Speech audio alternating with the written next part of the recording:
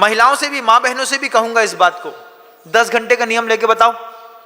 अनछने पानी में हाथ नहीं डालूंगा, उंगली नहीं डालूंगा, अनछना पानी मुंह में नहीं डालूंगा, सिर्फ 10 घंटे का नियम लेके देखो।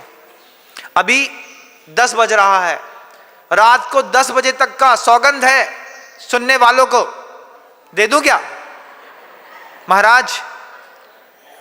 देखिए, एक दिन की अवेयरनेस आपके अगले जन्म के पन्ने पलट सकती है।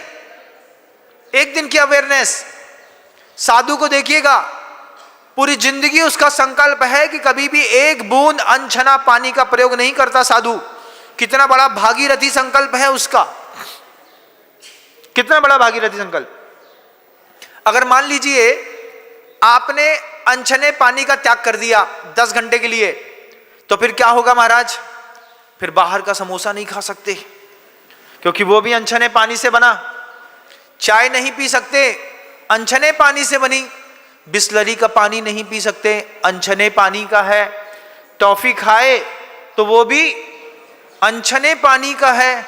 अब हल्दीराम का भुजिया खाए, अनछने पानी का है। 10 घंटे के लिए अनछने पानी का त्याग, अनछने पानी से बनी हुई वस्तुओं का त्याग 10 घंटे के लिए करके देखो, आपको समझ में आएगा। कहीं बाथरूम में गए, नल खोला, हाथ धोया, छना की अनछना? अनछना।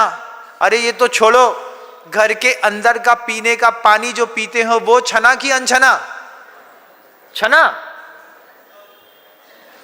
कैसा छनता है जैनियों के यहां पानी, आपको पता है? सुबह 7 बजे नल आते हैं तो महिला अपने आप को बड़ी धर्मात्मा समझते हुए पानी की एक बड़ी टंकी में हाथ डाल करके पहले पूरा कल का पानी फेंक देगी, फिर उसमें थोड़ा सा पाउडर डाल करके उसमें हाथ डाल के धो देगी, फिर नल के पानी में एक मोटा छन्ना पकड़ के ऐसा पूरा धोया, उल्टा किया, उसके बाद उसमें पानी भर दिया।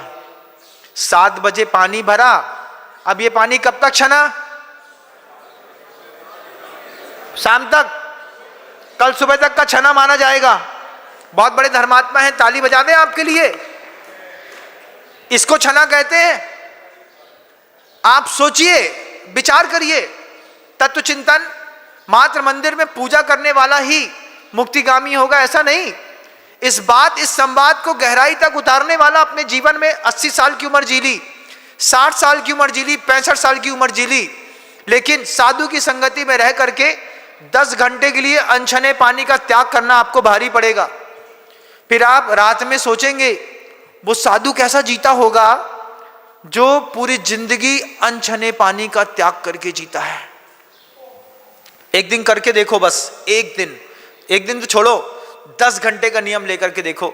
महाराज, इस उद्बोधन का कमाल, मैं 10 घंटे तक संकल्प लेता हूं, अनछने पानी में ना हाथ डालूंगा, ना अनछने पानी का कभी भी आज 10 घंटे तक प्रयोग करूंगा। अभी रास्ते में निकलते वक्त, अब वो भोजनशाला का पोहा भी अनछने पानी का है। अरे छोड़ो, घर का भोजन भी अनछने पानी का है। आरओ का पानी पीने की आदत थी, वो भी अनछने पानी का है। फिर 30 लीटर की कैन रखी है ठंडी वाली, कहां से? आरओ का वाटर आया था महाराज, 4-5 वाटर पड़ी रहती है, स्टाफ पीता रहता है, वो भी सब अनछने पानी का है। पुनर्जन्म पे विश्वास है क्या?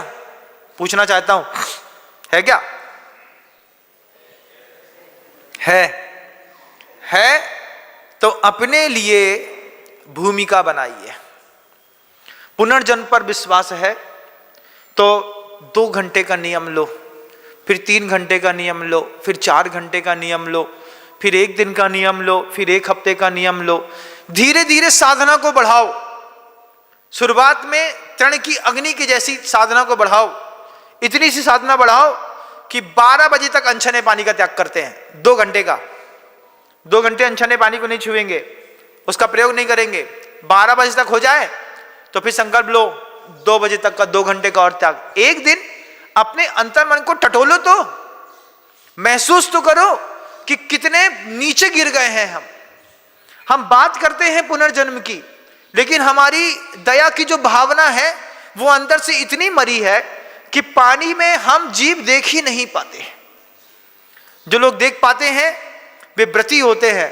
सुबह महिला अपना पानी छानेगी, छानते साथ ही उस गगरी को गैस पे चढ़ा देगी।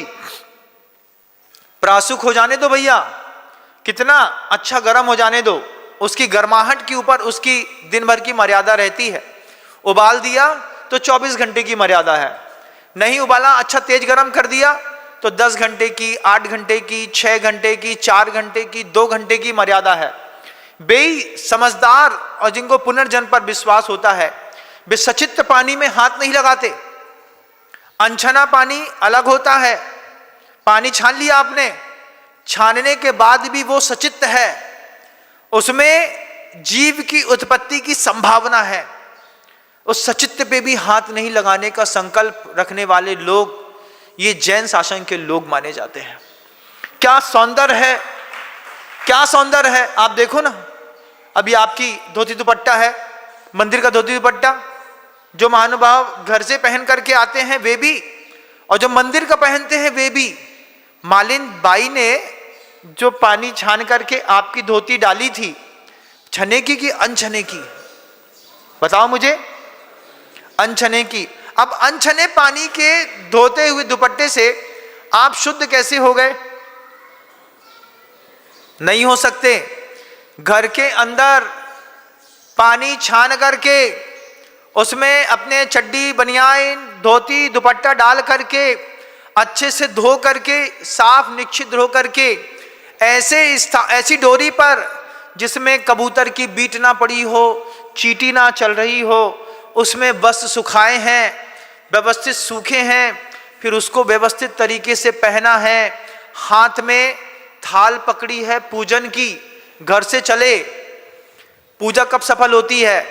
अंतिम संवाद कह के शब्द को विराम दूंगा। पूजा की जो थाल होती है ना, उस पूजा की थाल में अगर किसी मांसाहारी व्यक्ति का संपर्क हो गया है, स्पर्श हो गया है, फिर आप उसमें से भगवान की पूजा नहीं कर सकते। कितनी बड़ी बात है, आप महसूस करना इस बात को। लेकिन अगर आपको मेरी वीडियो अच्छी लगती है तो प्लीज़ मेरे चैनल को लाइक करें, शेयर करें और सब्सक्राइब करें। Thank you.